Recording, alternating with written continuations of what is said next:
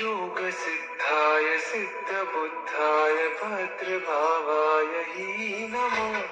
विश्वपूज्याय पूज्यभावाय शर्मखण्डाय हि नमः।